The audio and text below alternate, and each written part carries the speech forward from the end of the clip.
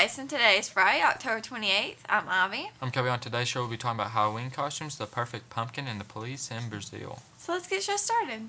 Something weird, and it don't look good. Who you gonna call? Ghostbusters! In a matter of days, many Americans will find themselves facing an important but risky decision. No, but not the election, but what to wear for Halloween. In the year of the bitterly divided presidential campaign and growing divide in the matters of race and gender and bizarre news events like creepy clown signs, it seems harder than ever to find a costume that won't get you in trouble. Some cities have banned and strongly discouraged clown outfits, while costume sellers have faced protests from Native Americans, Muslim Americans, and other groups about anything that mimics traditional ethics and religious dress. The fall ritual of dress up has particularly haunted the American universities, where past proms have led to annual warnings about costume choices. Now to weather.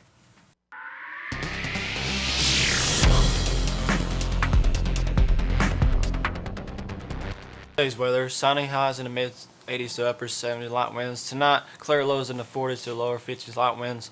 Saturday, sunny, highs in the upper 60s to lower 80s, light winds. Saturday night, clear lows in the mid 40s to low 50s, light winds. Now the World News of Matthew.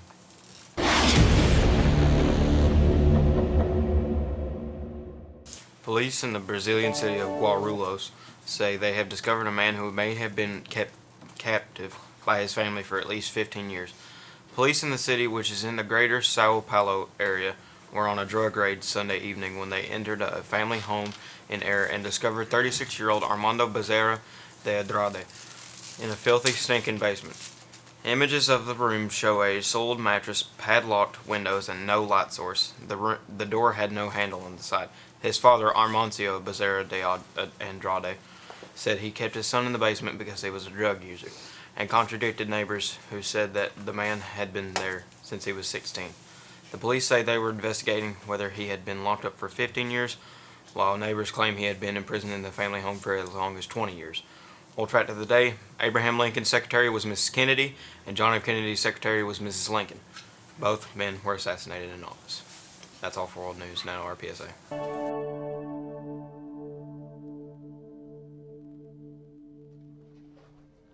Students, I need your attention. We're going to do a rear door evacuation. If the front door is blocked or jammed, or there's a fire at the front of the bus, you'll need to find another way out. If your bus has a rear door exit, several things will be different if you have to evacuate through it. Let's see what happens. This time, your driver releases 2 helpers and a leader. One helper unlatches and opens the door, and all 3 exit and get in position. Now, the driver directs the students in the evacuation while staying at the back of the bus. Wait alertly until it's your turn. Sit down and scoot out. When you get to the rear door, you can exit 2 different ways. Here's one way. You can duck your head, bend your knees, and jump down, putting your hands on the shoulders of the helpers.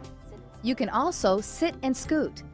Sit on the edge of the bus floor and scoot out, with assistance from your helpers if needed. Doing this makes for a shorter jump to the ground. Once you're out, follow the leader single file to the safe waiting area. And one other thing, if you're exiting a bus that's filling with smoke, you'll need to stay low, below the smoke, and feel your way to the exit.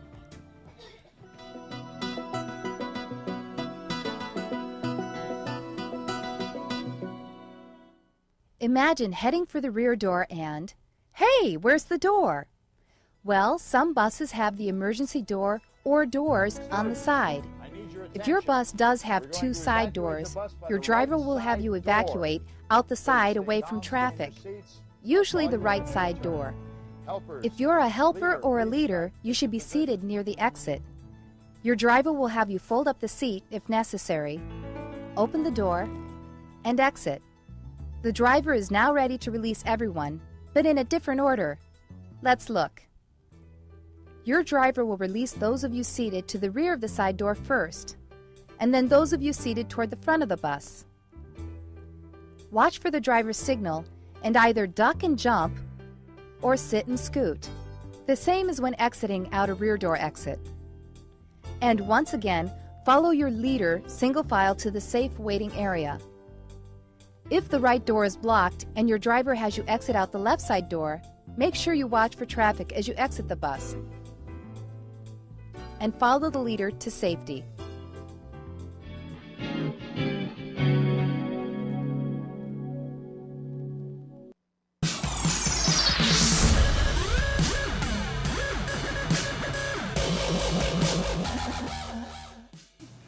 Welcome to sports. I'm Matthew. I'm Teddy. We have a football game against Whipples today starting at 7:30.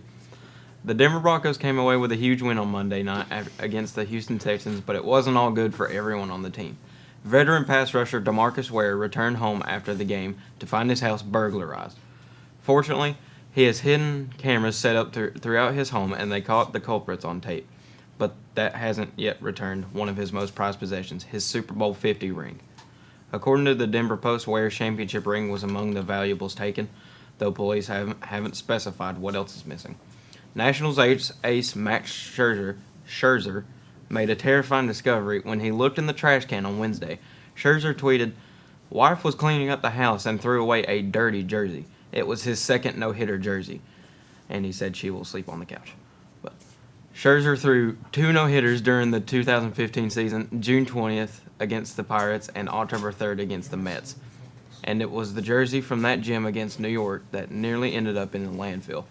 Apparently there is a bright side to being eliminated in the NLDS. Just imagine if Scherzer was in Cleveland this week and wasn't there to recover his jersey.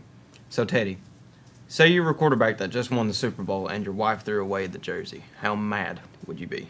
I'd probably pretty much be pretty mad about that because 30 years from now, that probably jersey would be worth something, and yeah, I'd be pretty mad. Oh yeah, by the way, on your prediction yesterday, Virginia Tech won. So Yeah, you're 1-0 this week. yeah, finally got one right. That's all for Sports Now on Channel.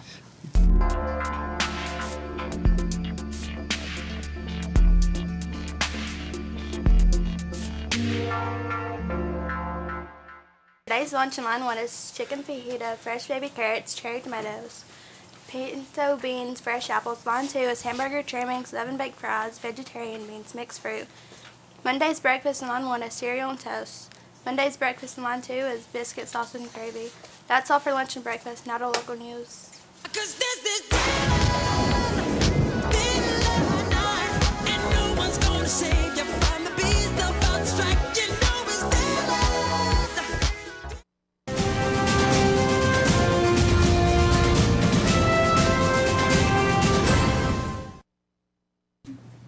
Potato peeling precision leads Lundy Cup to the perfect pumpkin. "I love doing faces," Cup said. "That's mostly what I do in everything. Every face is filled with pumpkin personality, each one pulled from the orange canvas. Smiles and grimaces are never guaranteed. The pumpkins create their own October surprise. I didn't know exactly what was going to show up, and these guys just turn up," Cup said. "A dude that looks just like he's going to cause some trouble." In Cup's hands, the faces start showing after an hour of carving. Now his book, Realistic Pumpkin Carving, shows others they can do this too. Here, failure can actually be a success. "It's just a pumpkin, don't let it get into your head. What's the worst that could happen to you? You'll have the weirdest pumpkin on the street, and that's kind of what the whole idea is anyways," Cup said. "Wood carving is what Cup does the other 11 months of the year. Those last forever, but pumpkins don't. I'm always asked, how do I preserve or keep it, and I just take good photos, that's it," he said. "It's gonna rot, and I'm okay with it. Sometimes a little kid might cry 'cause it's too scary," he said. "Inside I feel horrible, but also I'm thinking it's creepy enough to make somebody cry. I must be on the right track for creepy." Now to our sponsors. Infantry's dirty. It's muddy. It's sweaty. You train a lot. You walk a whole lot. You go for days without sleep sometimes. Sometimes you think you can never live up to what's expected of you. Infantry's hard.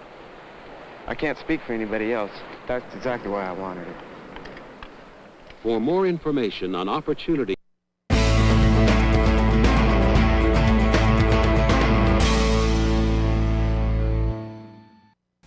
For Today's announcements. We still have the email for any videos or pictures you would like to be put on Cbtv. Today is the last day for October. The class that has the most locks goes to lunch early. Seniors are in the lead. Juniors are in second. Sophomores are third. And freshmen have still 0. So There is a haunted forest off Highway 294 on October 29th.